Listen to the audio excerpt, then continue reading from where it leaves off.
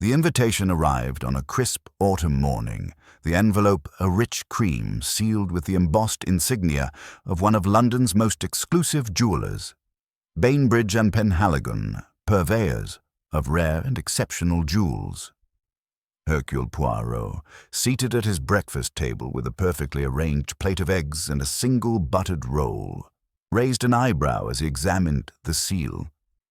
It was not the sort of correspondence he often received, for the matters of jewelry and their trappings held little interest for his precise mind, save when they became entangled in the darker webs of human folly. "Curious," he murmured, carefully slicing the envelope with a silver letter opener. He extracted a single card, elegantly printed in bold script. "Monsieur Hercule Poirot, you are cordially invited to the unveiling of the Star of Thebes, the finest diamond of the modern age, set in a necklace of unparalleled craftsmanship, on the evening of October the 15th, at the residence of Mr. Alaric Penhaligon, 18th Cavendish Square." The date was 3 days hence, and Poirot felt a faint stir of interest. Alaric Penhaligon, the head of Bainbridge and Penhaligon, was known not merely for his skills as a jeweller, but for his labyrinthine mind and unshakable discretion, qualities that had earned him the trust of royalty and the fabulously wealthy. A man of such meticulous character might, Poirot thought, be a refreshing acquaintance. "Shall I fetch your coat, Monsieur Poirot?" came the familiar voice of Georges, his valet, appearing at the door with his customary impeccable timing. Poirot set the card down, a slight smile playing at the corners of his lips. "It seems, my dear George, that we are invited to a most curious affair. Inform Hastings, if you please. He may be amused by an evening among the pearls and diamonds, even if they hold little appeal for our more sober tastes." As the door closed behind George, Poirot's gaze lingered on the invitation. Why, he wondered, had Alaric Penhaligon chosen to invite him? Bainbridge and Penhaligon's reputation for security and discretion was legendary, and yet here was an open door to one of the most secure vaults in London society. He suspected there was more to this gathering than met the eye. 3 days later, the evening of the 15th brought with it a cool, bracing wind and a sky swept clean by the crisp autumn air. Poirot, resplendent in his evening attire, descended the steps of Whitehaven Mansions to find Captain Arthur Hastings waiting beside the gleaming bonnet of his Alvis Speed 20. "Ah, Poirot," Hastings called, his blue eyes bright with anticipation. "A bit of adventure tonight, eh? Rather looking forward to it myself. A dash of high society always does a fellow good." Poirot inclined his head, his moustache immaculately waxed, and his patent leather shoes reflecting the gaslight with a mirror-like sheen.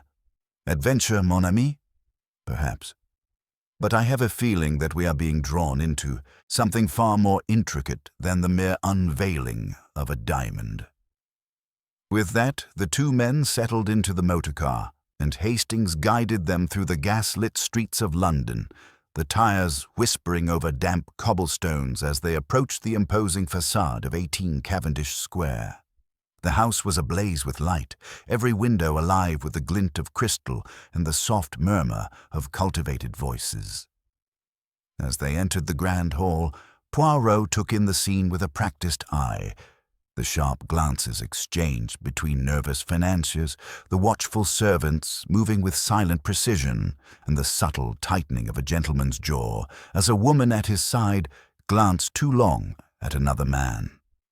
The air was thick with the unspoken tensions of the privileged, and Poirot, his mind already beginning to sift through the threads of the evening, felt that unmistakable prickle of intrigue that always preceded a truly curious affair.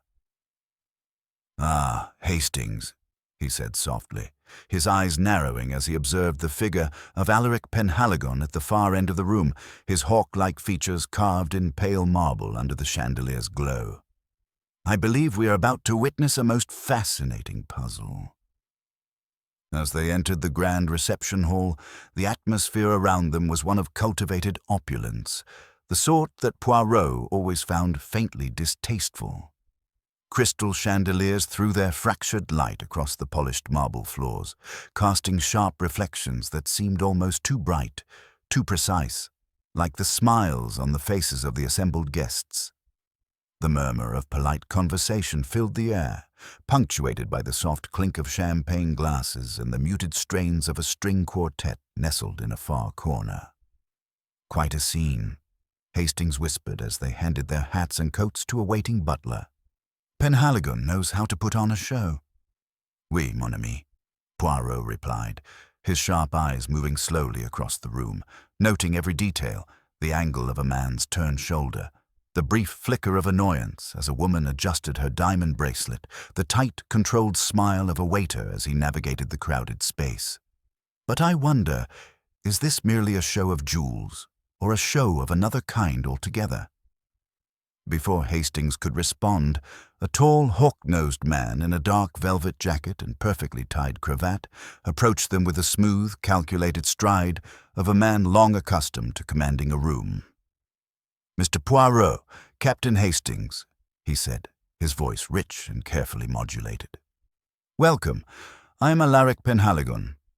I'm so pleased you could join us this evening." Poirot extended his hand, noting the firm, controlled grip of the jeweler, his sharp eyes that missed nothing, and the faint, cologne-scented air of a man who calculated every detail of his appearance with mathematical precision. "It is a pleasure, Monsieur Penhaligon," Poirot replied, inclining his head. "I could not resist the allure of the Star of Thebes. Such a gem. One imagines it holds many secrets." Penhaligon's lips curled slightly, the faintest shadow of a smile.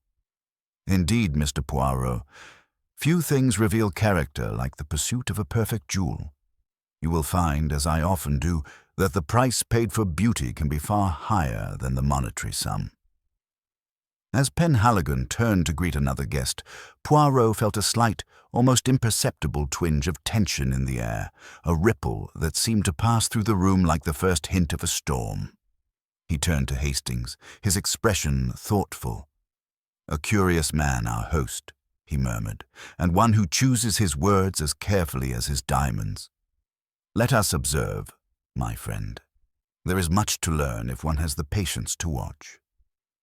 They moved deeper into the room, weaving through clusters of finely dressed guests, society matrons dripping with pearls, middle-aged industrialists with flushed cheeks and hearty laughs, and the occasional somber banker clutching his glass of port as though it were a lifeline.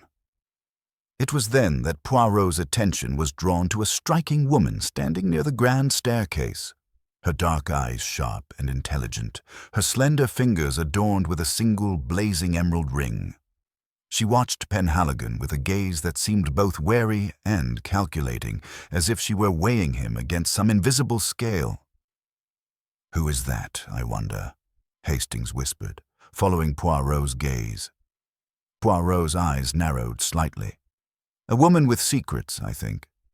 Notice how she holds her glass, balanced precisely, yet with a slight tension in the wrist, as if prepared to let it fall at a moment's notice. And the ring, such a bold piece for a woman of her age. She's no mere ornament at this gathering." At that moment, Penhaligon's voice rose above the general murmur, his tone carrying the crisp authority of a man accustomed to commanding attention. "Ladies and gentlemen," he announced, spreading his arms in a gesture that managed to seem both gracious and faintly theatrical. "If I may have your attention, the time has come for the grand unveiling." A low murmur swept through the room, the kind of collective intake of breath that signals both anticipation and a subtle sharpening of the collective will. Penhaligon's butler, a tall, thin man with a face like an old hawk, stepped forward, drawing back a thick velvet curtain that concealed a small raised dais at the far end of the hall. There, on a pedestal of polished marble, sat a glass case, its contents obscured by a swath of deep blue velvet. Penhaligon stepped up to the dais, his shadow thrown long and sharp against the wall, and reached out to draw the cloth aside with a practiced flourish. The Star of Thebes was revealed. The room seemed to hold its breath as the diamond caught the light, each facet throwing out 1,000 glimmering shards of brilliance. It was a truly magnificent stone, perfectly cut, flawless in its icy clarity, its heart alive with a pale, ethereal fire. For a moment there was only silence, and then the applause came, a polite, controlled ripple of sound that echoed through the hall, mingling with the soft strains of the string quartet. Penhaligon bowed slightly, his hawk-like face catching the light in sharp relief as he raised a hand for quiet. "And now," he said, his voice ringing clear, "let us drink to the Star of Thebes, to its beauty, its mystery, and the light it brings to this world."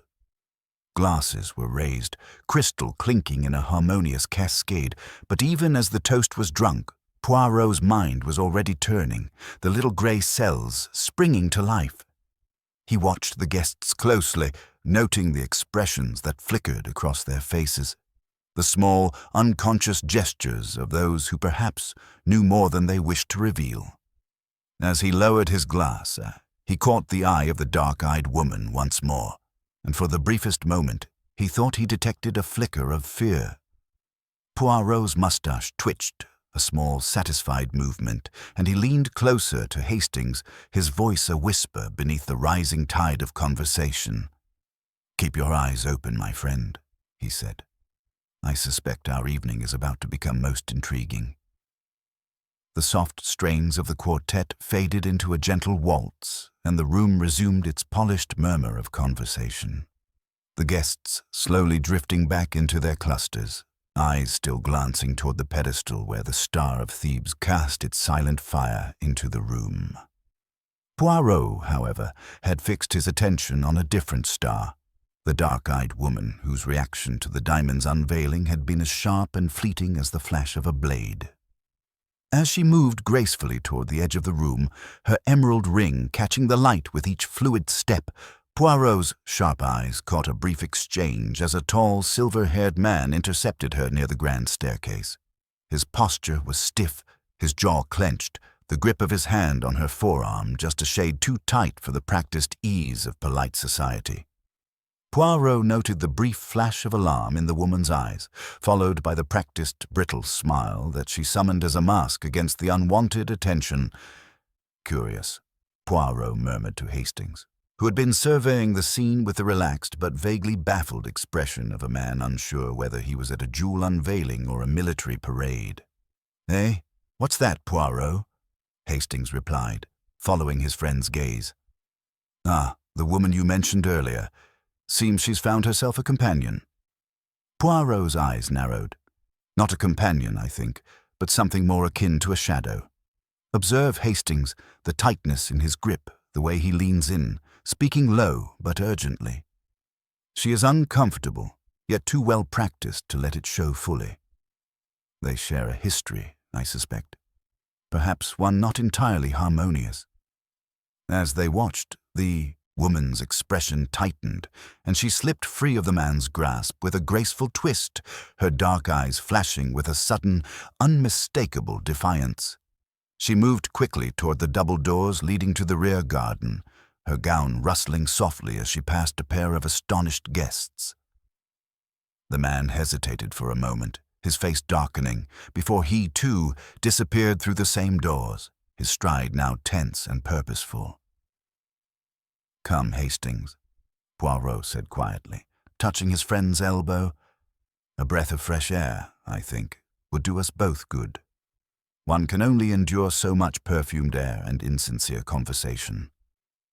Hastings blinked, but followed without protest, and together they crossed the gleaming expanse of the ballroom floor, weaving through a cluster of guests engaged in a spirited discussion about the recent stock market fluctuations. Poirot's small, neat frame slipped through the gaps, like a needle threading silk, his polished shoes whispering over the polished marble as they reached the French doors and stepped out into the cool, crisp air of the garden. The garden itself was a carefully manicured space, its hedges trimmed to precise geometric shapes, the gravel paths laid out in neat, intersecting lines that spoke of a mind obsessed with order and control. The gentle splash of a marble fountain provided the only sound, its water catching the faint moonlight in 1,000 tiny arcs of silver. Poirot's eyes adjusted quickly to the dim light, his gaze sweeping the rows of rose bushes and carefully tended topiary, and then settling on a darker corner where the two figures had come to a halt near a wrought-iron bench, their voices now raised just enough to carry across the cool evening air. "I told you, Marcus," the woman was saying, her tone sharp and low. "I want no part of this. I came tonight because I had no choice, but do not mistake my presence for complicity." The man, Marcus, took a half-step closer, his tall frame casting a long shadow across the gravel path. "You've come this far, my dear," he replied, his voice dripping with a bitter, controlled rage. "Don't pretend innocence now. You know as well as I do that there is no turning back." The woman drew herself up, her chin tilted in a gesture of defiance that even at a distance conveyed a kind of fierce, desperate pride. "You do not own me, Marcus. Not anymore. Whatever bargain you think we struck, it ended the moment you crossed the line." There was a pause, a charged silence in which the fountain seemed to grow louder, its gentle splash suddenly ominous in the cool night air. Then, with a sudden, savage movement, Marcus seized her wrist, pulling her close, his voice now a harsh, sibilant whisper that nevertheless carried across the distance. "Think carefully, my dear," he hissed. "You know what is at stake, for both of us." Poirot felt Hastings stiffen beside him, his military instincts clearly stirred by the scene unfolding before them. Before Hastings could move, however, the woman twisted free once more, her emerald ring catching the moonlight as she stepped back, her voice cold and controlled. "Do not threaten me, Marcus," she said. "You may find that I am far less fragile than you imagine." With that, she turned sharply on her heel, her gown swirling around her ankles like the tail of a dark bird, and disappeared down one of the garden paths, her footsteps fading quickly into the cool darkness. Marcus remained for a moment, his head bowed, his fists clenching and unclenching at his sides, before he, too, turned and strode back toward the house, his shoulders hunched and his steps heavy against the gravel. Poirot let the silence hang for a moment, his sharp, bird-like gaze fixed on the now empty corner where the confrontation had taken place. "Interesting," he said finally, his voice a quiet murmur. "Very interesting indeed." Hastings turned to his friend, his expression a mixture of confusion and concern. "What do you make of it, Poirot? A lover's quarrel, perhaps?" Poirot's mustache twitched in the faint moonlight, a small, satisfied movement. "No, Hastings, I do not believe it is so simple as that. There is more to this night than the unveiling of a mere diamond, and I suspect that the threads of this particular web stretch far beyond the confines of Cavendish Square." He turned, his polished shoes crunching softly on the gravel as he began to make his way back toward the ballroom, his small figure cutting a precise, purposeful line through the cool autumn air. "Come, my friend," he said over his shoulder, his voice low but tinged with a note of quiet anticipation. "The night is young, and the game, I think, has only just begun." Poirot and Hastings re-entered the ballroom, the sudden shift from the cool night air to the warm, perfumed heat of the crowded room momentarily jarring. The string quartet had moved into a lively Viennese waltz, the music swirling through the air like the rustle of silk skirts, and the guests had resumed their carefully choreographed dance of polite conversation and calculated glances. Poirot paused just inside the doorway, his sharp eyes sweeping the room once more, cataloguing every familiar face and noting the subtle shifts in posture and expression that marked the passage of time and hidden tensions. He noticed Marcus, the tall, silver-haired man standing near the edge of the dance floor, his gaze fixed on the dark-eyed woman who had now rejoined the main gathering, her face a carefully composed mask as she accepted a glass of champagne from a passing waiter. "Do you see, Hastings?" Poirot murmured, inclining his head slightly in the direction of their recent quarry. "Our friend Marcus is rattled. Observe the tightness in his jaw, the way his fingers grip the stem of his glass. Not the sign of a man at ease. Hastings, his gaze following Poirot's, frowned slightly. Yes, I suppose you're right. But do you really think their argument in the garden means anything? Couldn't it just be the sort of private squabble that one encounters at these affairs? Poirot smiled, his mustache lifting in a manner that spoke of quiet amusement. Ah, Hastings, you have the heart of a romantic, always inclined to dismiss the small tensions and quiet betrayals that ripple beneath the surface of polite society. But no, my friend, I suspect that what we have witnessed tonight is no mere lovers' quarrel. There is a deeper thread running through this evening, and I intend to follow it.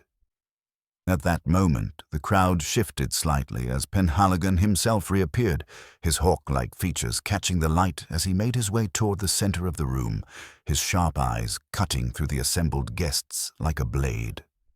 He reached the marble dais, where the Star of Thebes still sparkled in its glass case, its crystalline facets throwing out 1,000 points of light as he raised a hand for silence. "Ladies and gentlemen," he began, his voice once again slicing through the room with that carefully cultivated tone of authority. "If I may have your attention once more. It is my pleasure this evening not only to unveil the Star of Thebes, but also to invite you all to witness a small demonstration of the remarkable security measures that protect this singular treasure." A ripple of interest passed through the crowd, and Poirot's eyes narrowed slightly as Penhaligon gestured to the butler, who stepped forward with a small, silver-handled device that he handed to his employer with a deferential bow. "This, ladies and gentlemen," Penhaligon continued, holding up the device, which resembled a small, finely crafted key with a number of complex, interlocking gears, "is the only means by which the glass case before you can be opened. It is a design of my own invention, and one that I believe represents the pinnacle of modern security." He turned to the case, slipping the key into a small, almost invisible slot near its base and turning it with a slow, deliberate twist of his wrist. There was a faint, mechanical click, and the glass case slid smoothly upward, revealing the diamond in all its icy, hypnotic splendor. For a moment, the room held its breath, the air thick with a heady mix of anticipation and barely suppressed greed that only the sight of such a priceless object can evoke. Then, with a small, almost theatrical gesture, Penhaligon withdrew the key, locking the case once more with a final, decisive click. "Magnificent," Hastings whispered, his eyes wide with admiration. "The man's a genius." "Perhaps," Poirot replied softly, his gaze fixed on Penhaligon's lean, hawk-like profile as the jeweler accepted the murmurs of approval and the scattered, polite applause of his guests. "But genius, my friend, can be a double-edged sword, and pride has been the downfall of many a great mind." As the music resumed and the guests once more began to drift into their carefully curated circles of conversation, Poirot felt a familiar prickling at the back of his mind, a sense that the pieces of this particular puzzle were already moving into place, though the final shape of the picture remained obscured. He was about to share this observation with Hastings when a sudden commotion near the rear of the ballroom drew his attention. A young woman in a pale blue gown, her face as white as the pearls around her neck, stumbled backward into the arms of a concerned waiter, her eyes wide with terror as she clutched at her throat, her fingers shaking as if in a fever. "Help! Someone! Help me!" she gasped, her voice thin and choked with fear. The music faltered, the violins trailing off into a discordant tangle of notes as the guests turned as one, their eyes locked on the pale, trembling figure of the young woman who now collapsed onto the polished marble floor, her breath coming in shallow, panicked gasps. Poirot moved swiftly, his small, neat form cutting through the startled crowd as he reached the woman's side, his sharp eyes taking in the flushed, fevered sheen of her skin and the wild, desperate look in her eyes as she clutched at his sleeve. "Calm yourself, mademoiselle," he said, his voice low and firm, his tone carrying that quiet, unshakable authority that had so often brought calm to the chaos of crime. "You're safe?" Breathe and tell me what has happened." The young woman's wide, terrified eyes locked onto his, and for a moment Poirot thought he saw a flicker of recognition, as if she had grasped the edge of some terrible realization. Then, with a final, gasping breath, her eyes rolled back, and she collapsed into his arms, her body limp and unresponsive. The room fell into a sudden, oppressive silence, the air thick with the mingled scents of perfume and fear, and Poirot felt the hairs on the back of his neck rise as he gently lowered the young woman to the cool marble floor. Hastings appeared at his side, his face pale, his eyes wide with shock. "Poirot, what on earth just happened?" Poirot's sharp, bird-like gaze swept the room, noting the stunned, frozen expressions of the guests, the faint, nervous shuffling of feet, and the quick, darting glances exchanged between those who perhaps knew more than they dared admit. "I do not yet know, Hastings," Poirot replied, his voice a low, controlled murmur as he gently adjusted the young woman's head, his fingers pressing lightly against her throat as he sought the faint, fluttering beat of her pulse. "But I suspect that this evening has taken a most dangerous turn, and that the true nature of this gathering is only now beginning to reveal itself." The room seemed to hold its breath as the young woman lay still in Poirot's arms, her pale, delicate features framed by the dark curls that tumbled loosely over his sleeve. Hastings, still at Poirot's side, leaned in closer, his face a picture of concern and bewilderment. Is she dead, Poirot?" he whispered, his voice tight with the urgency of the moment. Poirot's fingers moved with the precision of a surgeon as he gently tilted the woman's head to the side, pressing 2 fingertips against the slender column of her neck. For a long, tense moment, he remained utterly still, his sharp, bird-like eyes narrowed in concentration as he listened for the faint, fragile flutter of life beneath his touch. "None," he said finally, his voice low but firm, a note of quiet reassurance cutting through the charged silence. "She lives, Hastings, though her pulse is weak, unsteady. I suspect she has been poisoned, but not fatally. This is not the work of one seeking murder, but rather fear." At these words, the tight knot of guests that had gathered around them seemed to release a collective breath, the ripple of whispered speculation spreading quickly through the room as faces turned and eyes met in the kind of silent, urgent exchange that always follows the sudden eruption of scandal in polite society. Poirot's mind raced, piecing together the fragments of the evening as he gently lowered the young woman to the cool, polished marble, carefully supporting her head with a neatly folded handkerchief that he slipped from his pocket with a practiced flick of his wrist. "Hastings," he murmured, leaning closer to his friend, "summon the butler, if you please. We must get this young woman to a more suitable location. The small salon to the left of the main hall will suffice for now." Hastings, his military instincts now fully engaged, snapped a quick nod and moved swiftly toward the double doors at the far end of the ballroom, his polished shoes clicking sharply against the marble as he sought out the nearest servant. Poirot, meanwhile, turned his attention back to the young woman, his mind already turning over the possibilities, the small but significant details that had begun to weave themselves into a pattern in the shadowed corners of his thoughts. As he straightened, his sharp eyes swept the room once more, noting the subtle shifts in posture, the sudden nervous glances exchanged between certain guests, the way a few of the more observant individuals had already begun to edge slowly toward the exits, their eyes averted as if hoping to escape notice in the sudden chaos. One figure in particular caught his attention, the dark-eyed woman from the garden, her face now a perfect mask of composure as she stood near the edge of the dance floor, her slender hands clasped tightly around the stem of her champagne flute.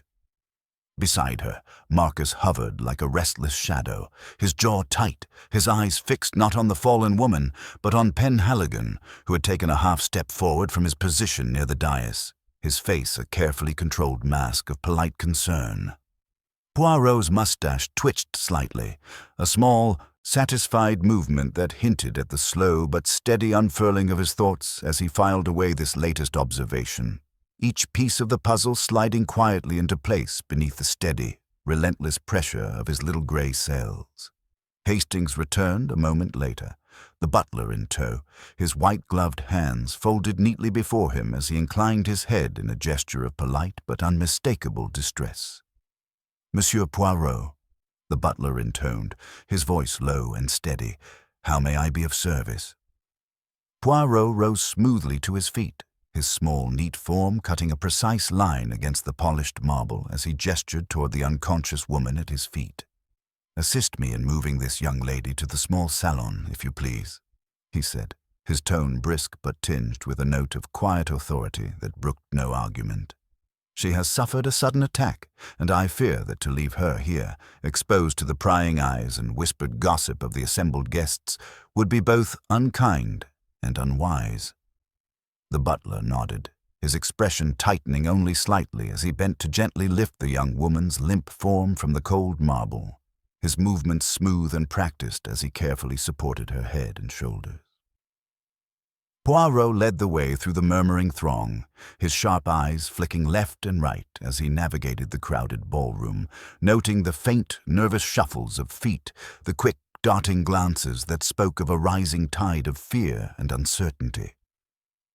As they reached the small salon, a cozy, oak-paneled room tucked just off the main hall, its walls lined with dark, polished bookshelves and soft, overstuffed armchairs, Poirot gestured for the butler to lower the young woman onto the nearest fainting couch, her head resting gently against the embroidered cushions as he reached for the small bell pull near the mantel.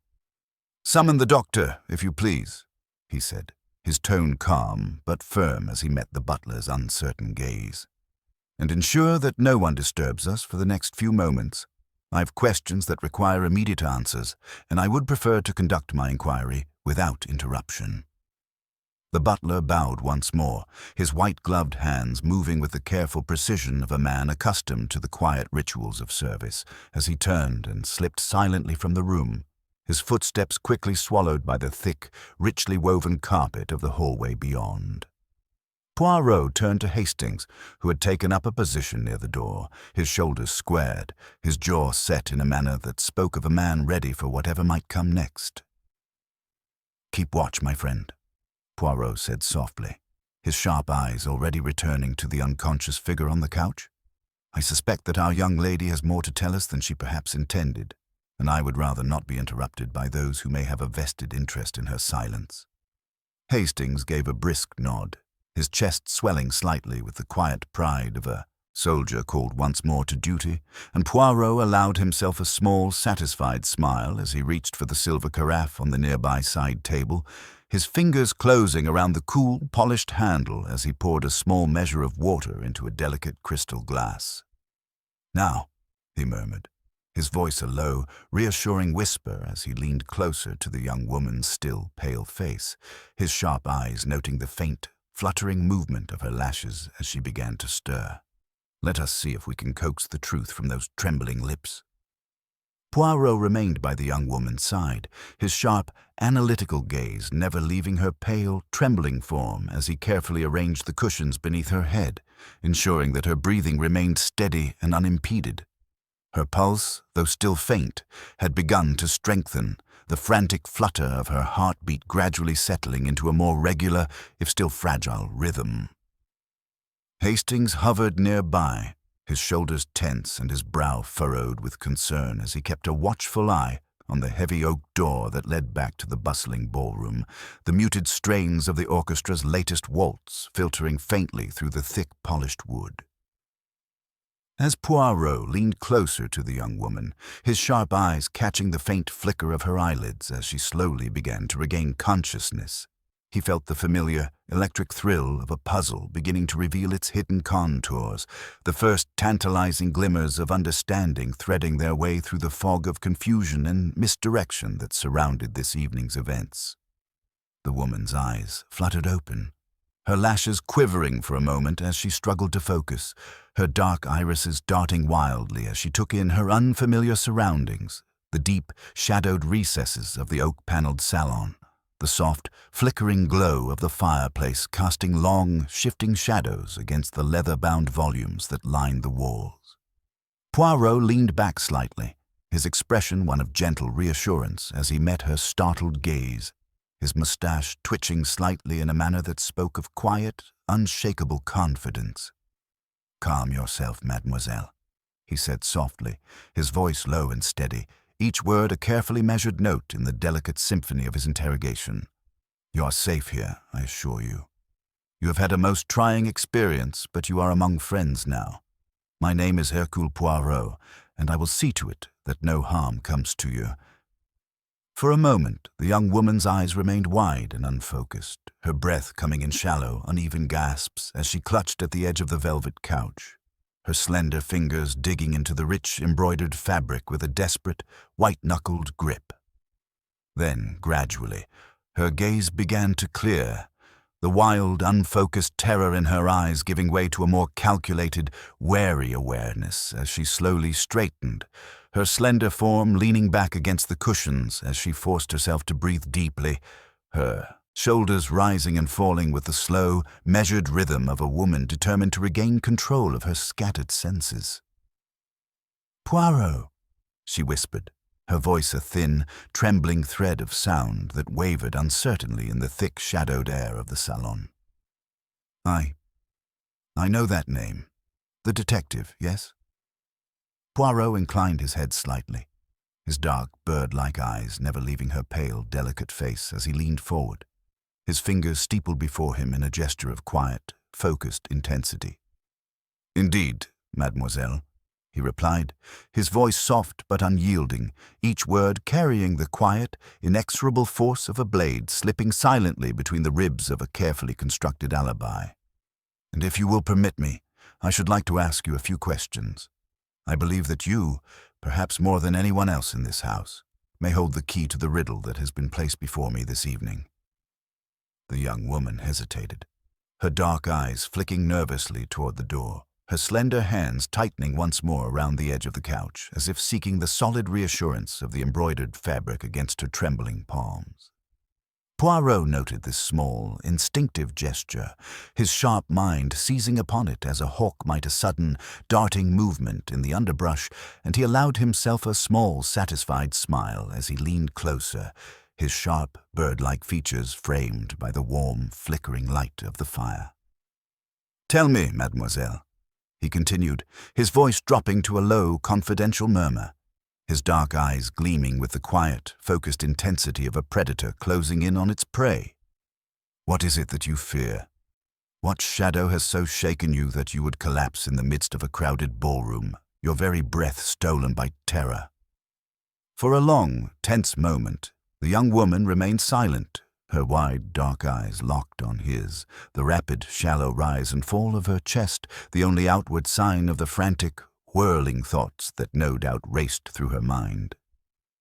Then, slowly, she released her death grip on the edge of the couch, her trembling hands falling limp at her sides as she leaned back against the cushions, her dark eyes staring blankly at the flickering shadows that danced across the ceiling above. "I cannot," she whispered, her voice choked with a sudden, desperate fear that seemed to claw its way up from the very depths of her soul. "I cannot speak of it. If they knew, if he knew, I would be as good as dead." Poirot's eyes narrowed slightly, his sharp mind already spinning through the possibilities, the small but significant pieces of the puzzle that had begun to reveal themselves in the shifting shadows of this long, tangled night. "Who is this he, mademoiselle?" He pressed gently, his voice a low, insistent whisper that carried with it the quiet, unrelenting pressure of a rising tide.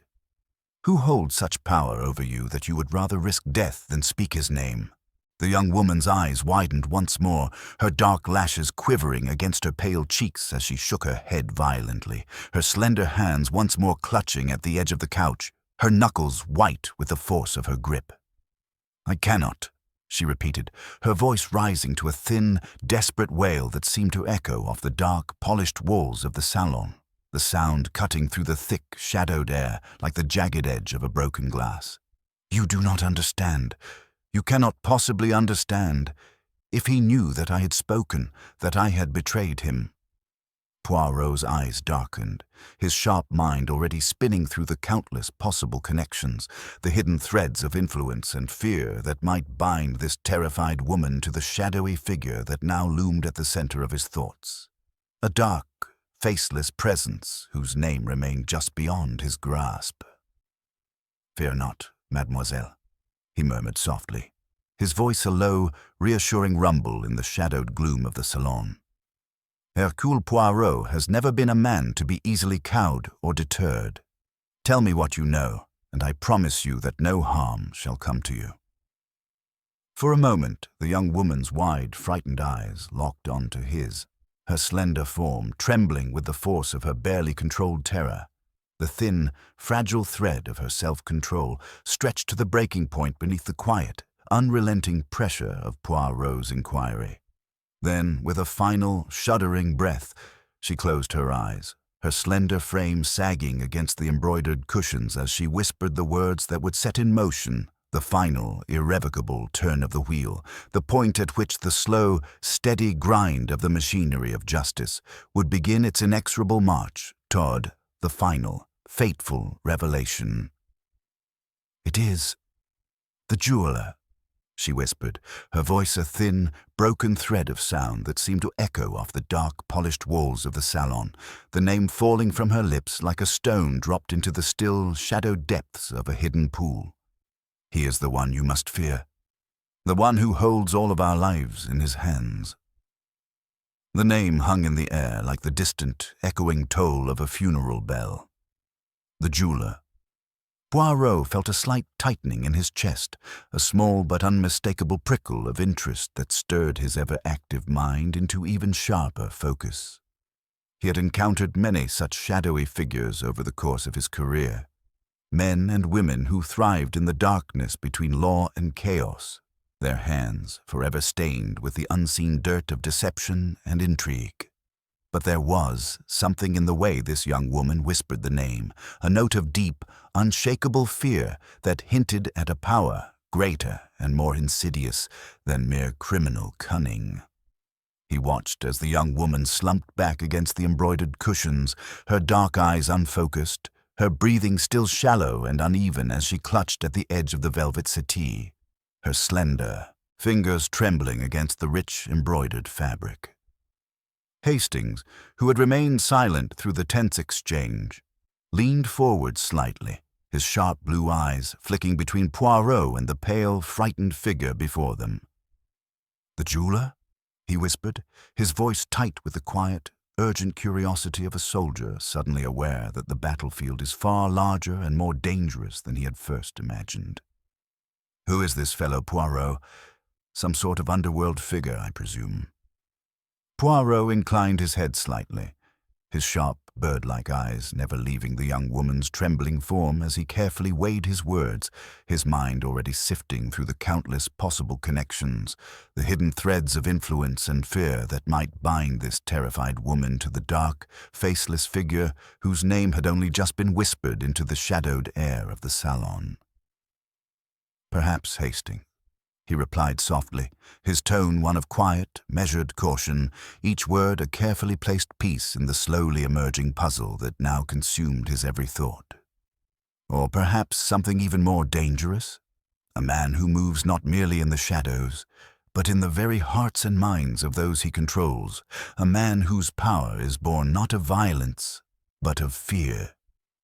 He turned his attention back to the young woman, his sharp, dark eyes narrowing slightly as he leaned forward, his small, neat form cutting a precise line against the deep, polished wood of the salon's dark, paneled walls. "Mademoiselle," he murmured gently, his voice a low, insistent whisper that seemed to cut through the thick, shadowed air like the blade of a finely honed scalpel. "You must tell me all that you know.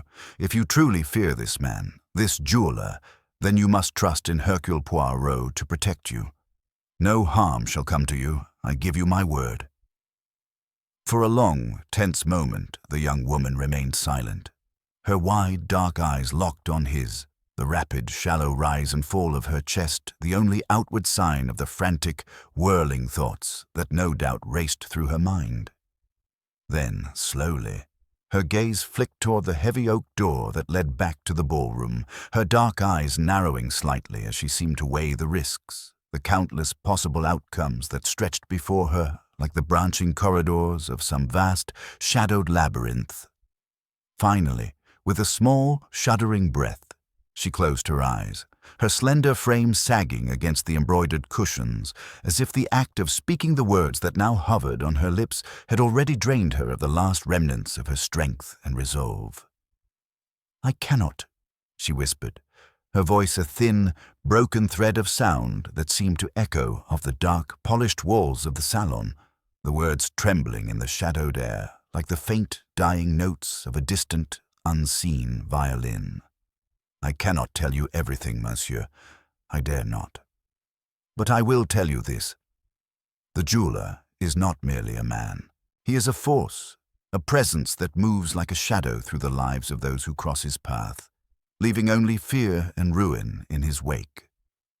Poirot leaned back slightly, his sharp, bird-like eyes never leaving her pale, trembling face as he carefully filed away each word, each small, tremulous detail, his mind already spinning through the countless possible connections, the small but significant threads of evidence that might lead him to the heart of this dark and tangled web. "But you, mademoiselle," he said softly, his voice a low, reassuring murmur in the thick, shadowed air of the salon. "You have crossed this path, have you not? You have seen the shadow of this man, this jeweler, and yet you live to tell the tale. Why then should you fear him so?" For a long, breathless moment, the young woman's dark eyes remained locked on his, the faint, flickering firelight casting long, shifting shadows against the smooth, polished planes of her pale, frightened face. Then, slowly, she looked away, her gaze drifting toward the thick, shadowed recesses of the salon, her slender hands once more clutching at the edge of the velvet couch, as if seeking the solid reassurance of the embroidered fabric against her trembling palms. "Because, monsieur," she whispered, her voice a thin, desperate tremor in the shadowed air, "it is not my life I fear for, but the lives of those I care for, those who have already suffered for my foolishness, my weakness. The jeweler is not merely a man. He is a force, a presence that moves like a shadow through the lives of those who cross his path, leaving only fear and ruin in his wake." Poirot's dark eyes narrowed slightly, his sharp mind already spinning through the countless possible connections, the small but significant threads of evidence that might lead him to the heart of this dark and tangled web. He leaned forward, his sharp, bird-like features framed by the warm, flickering light of the fire, his voice a low, insistent whisper that carried with it the quiet, unrelenting pressure of a rising tide. "Then, mademoiselle," he murmured softly, his dark eyes gleaming with the quiet, focused intensity of a predator closing in on its prey, "it is all the more important that you tell me what you know, that you trust in Hercule Poirot to protect you and those you love from this dark and shadowed figure who haunts your every thought."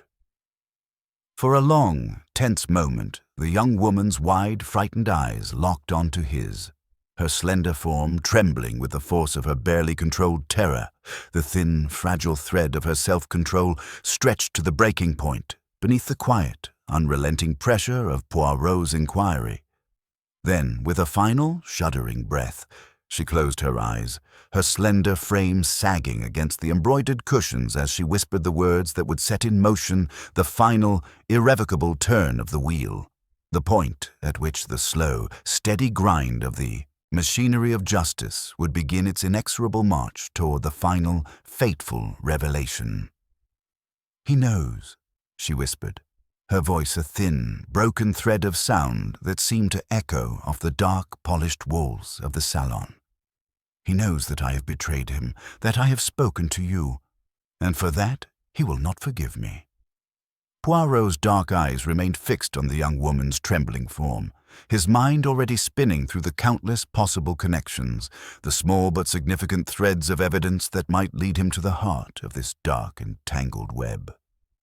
The mention of the jeweler had cast a long, chilling shadow over the room, the air growing colder and heavier with the weight of her whispered confession. He sensed that the stakes had risen, that the invisible, silent clock that ticked steadily in the back of his mind had begun to count down with an ever-increasing urgency. He leaned closer, his sharp, bird-like features framed by the warm, flickering light of the fire, his voice a low, insistent whisper that carried with it the quiet, unrelenting pressure of a rising tide. "Mademoiselle," he murmured softly, his dark eyes gleaming with the quiet, focused intensity of a predator closing in on its prey. "You have taken the first step, the most difficult step in speaking this name, in admitting that you are afraid. But now, you must go further. You must tell me what you know. I cannot protect you, nor those you love, unless I understand the full extent of this danger." The young woman's wide, frightened eyes flicked back to his, her slender form trembling with the force of her barely controlled terror, the thin, fragile thread of her self-control stretched to the breaking point beneath the quiet, unrelenting pressure of Poirot's inquiry. "I cannot," she whispered, her voice a thin, broken thread of sound that seemed to echo off the dark, polished walls of the salon, the words trembling in the shadowed air, like the faint, dying notes of a distant, unseen violin. "I cannot tell you everything, monsieur. I dare not. But I will tell you this. The jeweler is not merely a man. He is a force, a presence that moves like a shadow through the lives of those who cross his path, leaving only fear and ruin in his wake." Poirot inclined his head slightly, his sharp, bird-like eyes never leaving her pale, trembling face as he carefully weighed each word, his mind already sifting through the countless possible connections, the hidden threads of influence and fear that might bind this terrified woman to the dark, faceless figure whose name had only just been whispered into the shadowed air of the salon. "Then you must tell me how you came to know him," he pressed gently, his voice a low, insistent whisper that seemed to cut through the thick, shadowed air like the blade of a finely honed scalpel. "How did this shadow come to fall across your life, mademoiselle? What part do you play in this dangerous game?" The young woman's eyes widened slightly, her dark lashes quivering against her pale cheeks as she drew a sharp, shuddering breath, her slender fingers once more clutching at the edge of the velvet couch, as if seeking the solid reassurance of the embroidered fabric against her trembling palms. "I did not choose this path," she whispered, her voice a thin, desperate tremor in the shadowed air. "I was drawn into it, pulled into his web like a moth into a flame. I thought I could escape, that I could break free of his influence, but I was wrong, so terribly wrong. He knows, monsieur, he knows that I have spoken to you, that I have betrayed him, and for that he will not forgive me." Poirot's dark eyes narrowed slightly, his sharp mind already spinning through the countless possible connections, the small but significant threads of evidence that might lead him to the heart of this dark and tangled web. He leaned forward, his sharp, bird-like features framed by the warm, flickering light of the fire, his voice a low, insistent whisper that carried with it the quiet, unrelenting pressure of a rising tide. "But you, mademoiselle," he murmured softly, his dark eyes gleaming with the quiet, focused intensity of a predator closing in on its prey. "You must trust in Hercule Poirot. I will protect you. I will shield you from the darkness that seeks to consume you. But you must give me something in return, a name, a place, a clue that will lead me to the heart of this mystery, to the dark, twisted figure who haunts your every thought." For a long, tense moment, the young woman's wide, frightened eyes locked onto his, her slender form trembling with the force of her barely controlled terror. The thin, fragile thread of her self-control stretched to the breaking point beneath the quiet, unrelenting pressure of Poirot's inquiry. Then, with a final, shuddering breath, she closed her eyes, her slender frame sagging against the embroidered cushions as she whispered the words that would set in motion the final, irrevocable turn of the wheel, the point at which the slow, steady grind of the machinery of justice would begin its inexorable march toward the final, fateful revelation. "His real name is not known to me," she whispered, her voice a thin, broken thread of sound that seemed to echo off the dark, polished walls of the salon. "But I have seen him, monsieur. I have seen his face. He's a man of wealth and power, a man who moves through the highest circles of society with the ease of a serpent slipping silently through the tall grass. He hides behind the mask of a gentleman, a philanthropist, a respected member of society, but beneath that mask lies the cold, calculating heart of a killer." Poirot leaned back slightly, his sharp, dark eyes never leaving her pale, trembling face as he carefully filed away each word, each small, tremulous detail, his mind already spinning through the countless, possible connections, the small but significant threads of evidence that might lead him to the heart of this dark and tangled web. "And where might I find this man, this shadow who haunts your every thought?" he murmured softly, his voice a low, insistent whisper that carried with it the quiet, unrelenting pressure of a rising tide. For a long, breathless moment, the young woman's wide, frightened eyes remained locked on his, the faint, flickering firelight casting long, shifting shadows against the smooth, polished planes of her pale, frightened face.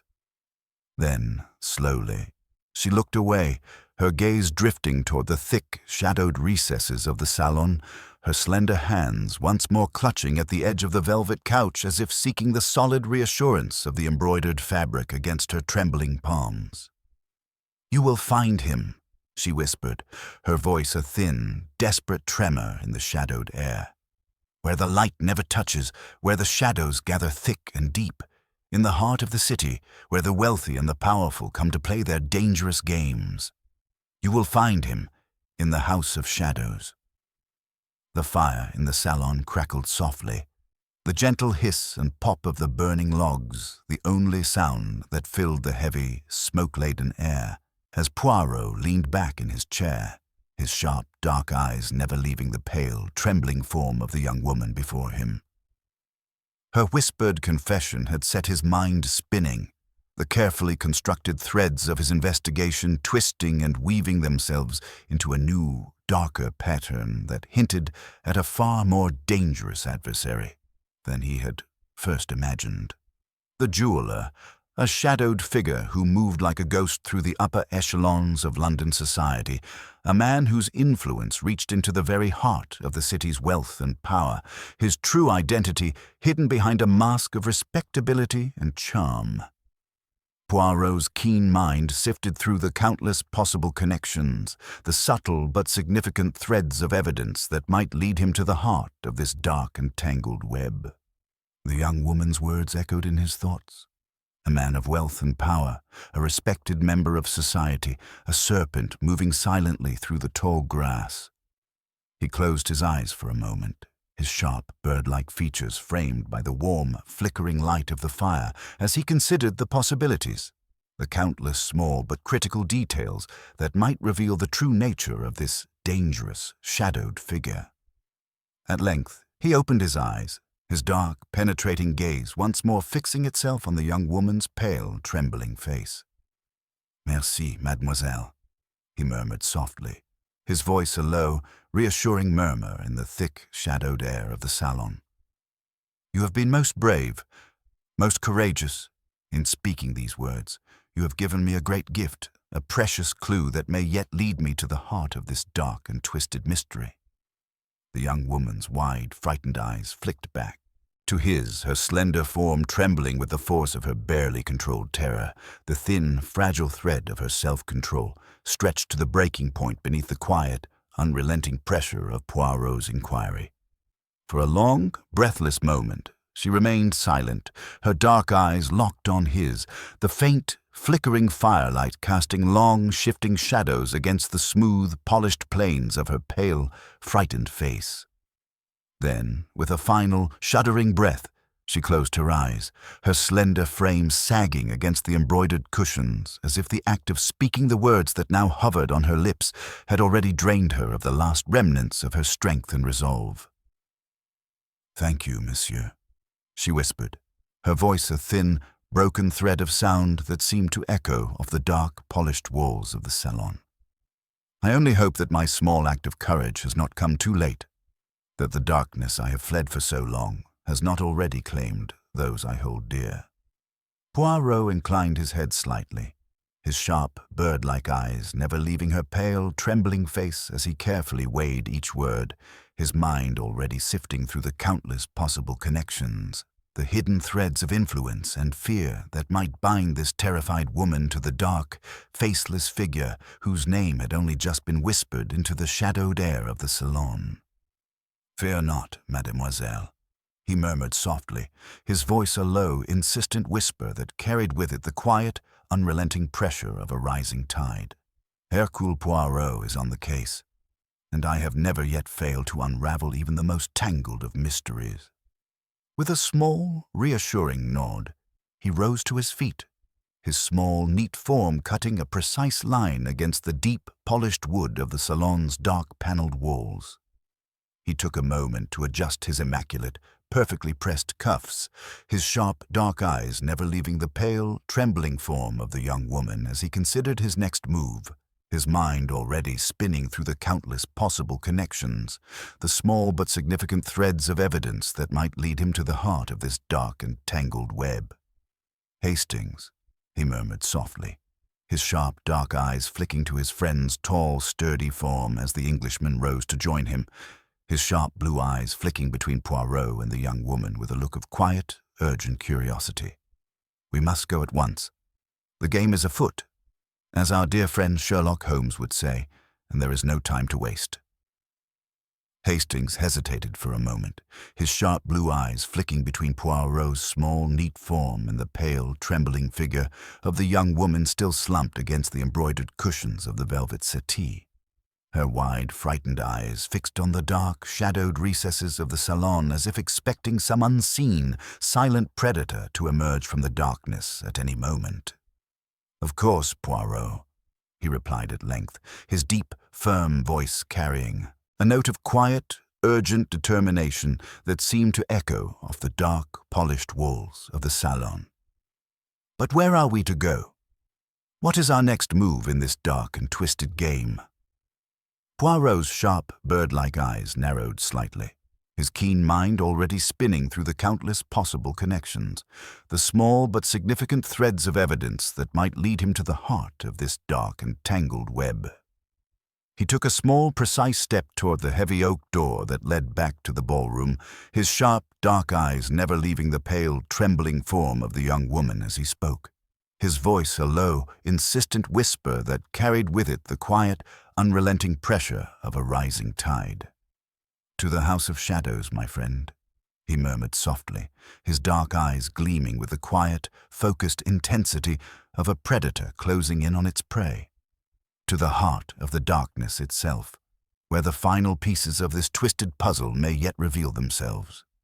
With a final, sharp nod, he turned on his heel and strode toward the door, his small, neat form cutting a precise line against the deep, polished wood of the salon's dark-paneled walls, his sharp, dark eyes fixed on the darkness beyond, his mind already spinning through the countless possible connections, the small but significant threads of evidence that might lead him to the heart of this dark and tangled web.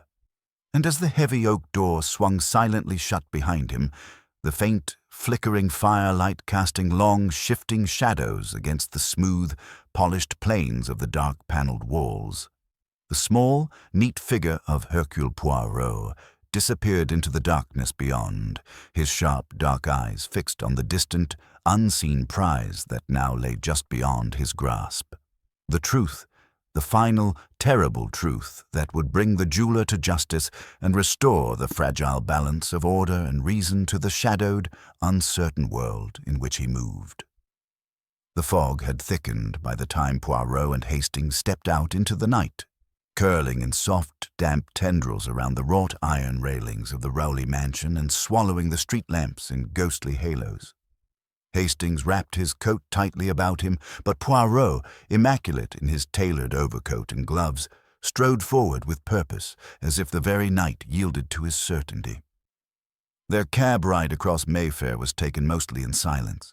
Hastings, though burning with questions, knew by now the particular mood his friend had adopted, one of intense concentration, when every detail passed before his inner vision as if arranged upon a chessboard. Poirot sat with hands delicately steepled, his gaze fixed out the window but clearly seeing something far removed from fog or gaslight. At last, he stirred. "My friend," he said without turning, "do you recall the phrase Mademoiselle Chantal used, 'the House of Shadows'?" "Indeed I do," Hastings replied. "It sounded almost theatrical. It was not a flourish of language. It is a real place, or, more precisely, a nickname bestowed by those who know it for what it is, which is a private club, very exclusive, officially known as the Argonaut's Retreat, an establishment for the discreetly powerful, men of influence, women of means, and those who, shall we say, trade in information." "Blackmail," Hastings said. Poirot inclined his head with the faintest of smiles. "Let us not leap to conclusions, mon ami, but we may safely assume it is a place where truths are both uncovered and concealed, depending on the purse." Their cab pulled up before a nondescript Georgian building nestled between two embassies.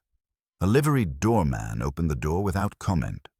Poirot stepped out and presented a small folded card to the man. There was a moment's pause. The doorman blinked and bowed. Inside, the air was thick with Turkish tobacco and the muted hum of whispered conversation. No names were spoken here, only nods exchanged. Poirot's presence caused a flicker of attention, but his manner was so self-assured that no one dared question it. They were led to a small antechamber lined with ancient maps and heavy velvet drapes. Poirot turned to the man who had guided them.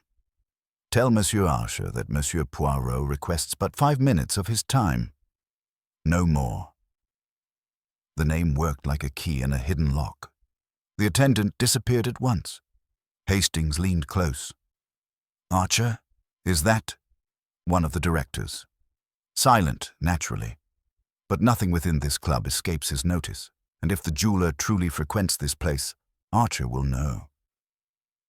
In less than 2 minutes, the man returned and motioned them through an inner corridor.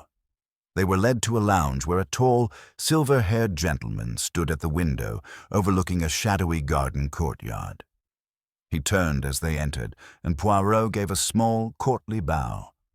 "Monsieur Archer," he said, "it is an honor." "The honor is mine, Monsieur Poirot," the man replied in a voice cultured and calm. "You are known here, though your visits are rare." "I value discretion, as I believe do you." A faint smile played on Archer's lips. "And yet you ask me to violate it." "I ask only for justice." There was a pause. Then Archer gestured toward 2 armchairs. They sat.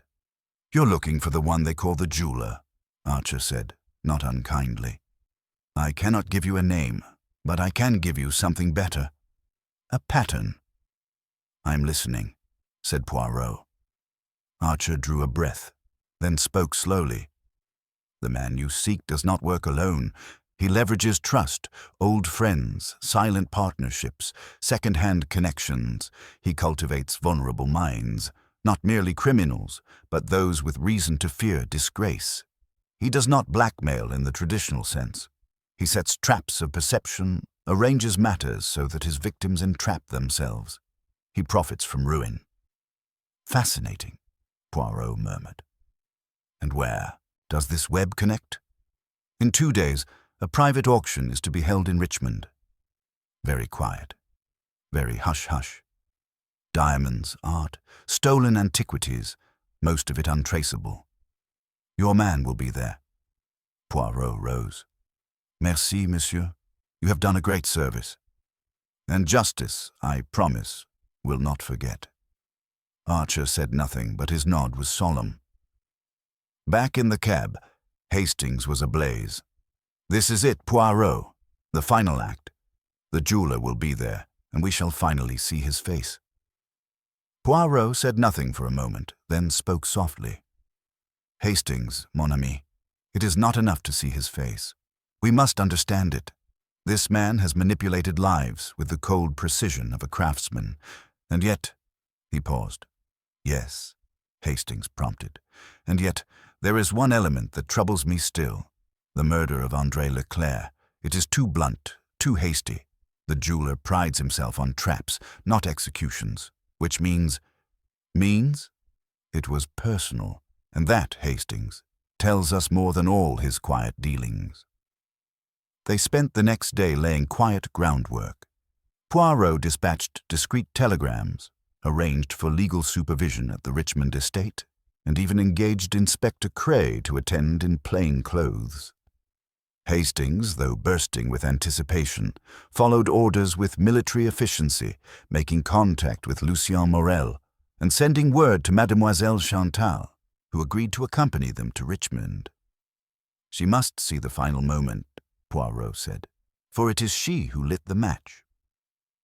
On the evening of the auction, the Richmond estate gleamed under candlelight and crystal. Dozens of high society guests milled about the drawing rooms, sipping brandy and examining the discreetly presented lots. Poirot moved through the crowd like a cat through tall grass, observing the movements of each guest. Then he stopped. There, by a Venetian screen, stood a tall man with an aquiline profile, silver cufflinks flashing like blades as he shook hands with a known gallery dealer. His eyes, cold, precise, did not linger, yet missed nothing. Poirot's gaze narrowed. He leaned toward Hastings. "Do you see him?" "Yes." "Do you know who he is?" "I know enough."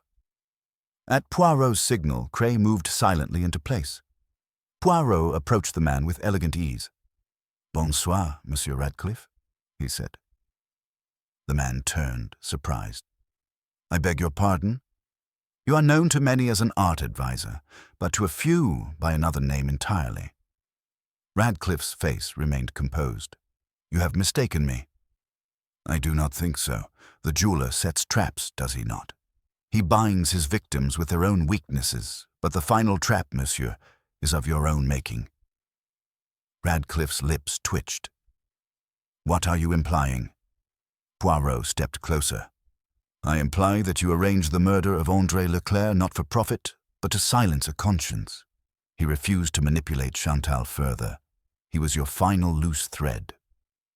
Something flickered in Radcliffe's eyes. Rage? Fear? Then he turned, swiftly, as if to move away. But Inspector Cray was already there. "You'll come with us, sir." The room held its breath as Radcliffe, the jeweler, was quietly led away. Poirot exhaled, gaze heavy with thought. Hastings stood beside him, stunned. "You knew it was him?" "Why, from the moment Chantal said he never touches the diamonds himself. That is a man who directs, never does. And the cufflinks, engraved in the same motif Leclerc sketched on the envelope he left for her. Radcliffe, the final link. And the others. They shall unravel soon, Hastings. One thread pulled, and the tapestry collapses."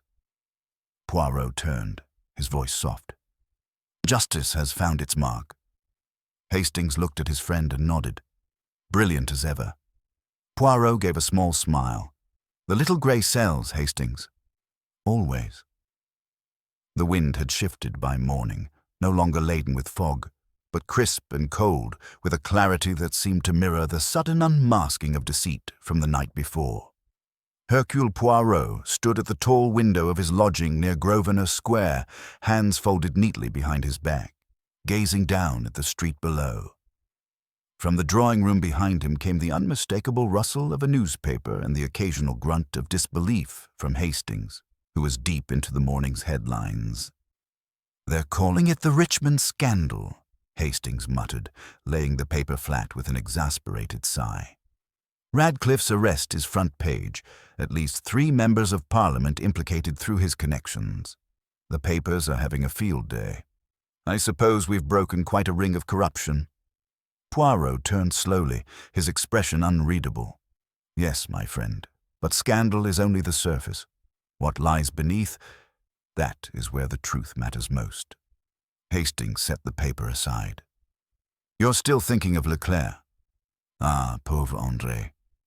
Poirot moved to his chair and sat carefully, his fingers pressed together. He was no innocent, but neither was he evil. A man caught between duty and remorse.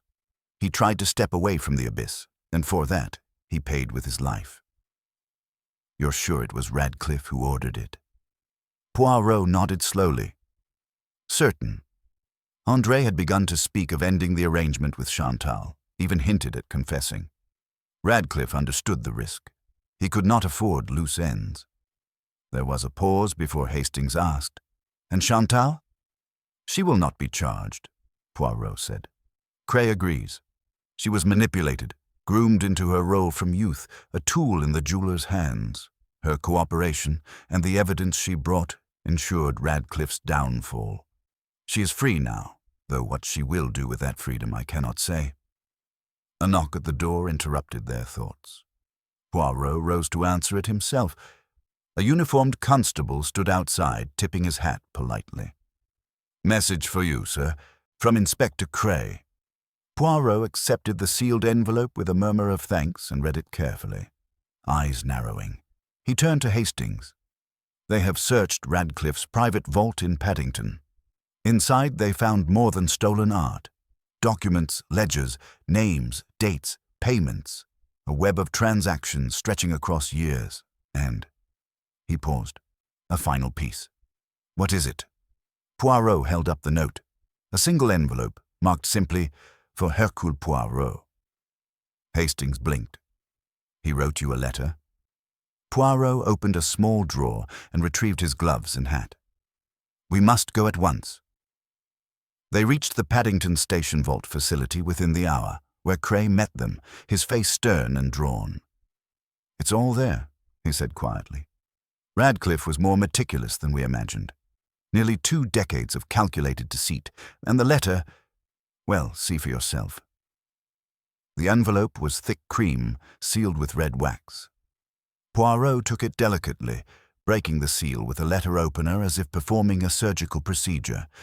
Inside was a single sheet, handwritten in a narrow, elegant script. "To Hercule Poirot, whose mind is the only one I feared. You win. But even in defeat, I ask this. Understand the art, if not the artist. Every man I broke deserved breaking. Every secret I sold was already corrupted. I never created ruin. I exposed it. You call it evil. I call it truth without the mask. But André, yes, he was different. And perhaps that is why I've lost. There is one final truth, locked away where even your eyes have not looked. Go to the gallery. Find the painting. The signature is not what it seems." Poirot read it twice, then once again, lips drawn tight in a line of cold concentration. "A painting," Hastings said. "Yes, not just any painting, the Velasquez. The one Rowley was bidding for? The one Lucien Morel tried to claim as lost?" "Exactly. It is the keystone. Radcliffe's final arrogance." They went at once to the small gallery where Rowley had purchased the Velasquez. The curator, pale and agitated, ushered them in after confirming their credentials and the police escort. The painting hung in a private viewing room. Saint Sebastian in shadows, its composition strange and dark, the figure bound and twisted in chiaroscuro, his expression not of agony, but resignation. Poirot stepped close, his breath shallow. He examined the bottom right corner where a signature lay, barely visible. "DV. Look," he said and pointed. Hastings leaned in. "Velasquez." Poirot shook his head. "That is no Spanish signature. It is a forgery. And beneath it—" With the curator's permission, they applied a mild chemical solution under the lamp, and slowly, as if woken from a long sleep, another signature began to appear. Latin, precise, A.L. "André Leclerc," Hastings whispered. Oui, Poirot said softly. He was the forger, but not merely that. This painting, it is original, not Velasquez, not a forgery. Leclerc's own work, in his own style, layered with technique learned from the masters. He painted this himself, and Radcliffe made him bury it under another's name, to sell, to deceive. But why would he confess it now? Because André was not just a pawn, Poirot said. He was the conscience of the enterprise, and in this work, his only unsigned confession, he left the truth. Radcliffe's empire was built on lies, yes, but also on the suppression of talent, of integrity, of identity. He killed not only for silence, but to prevent revelation. Leclerc was about to expose everything, not with words, but with art. Poirot stepped back, looking at the painting with new eyes. There is justice in the truth being seen, he said, even now. Later that evening, as the sun dipped low across London, Poirot and Hastings returned once more to the quiet of their rooms. "You've done it again," Hastings said. "Exposed the rot beneath the glitter." Poirot gave a small nod. "It is always there, Hastings. People wear masks, some for survival, some for power. But eventually, the truth finds a way through the cracks."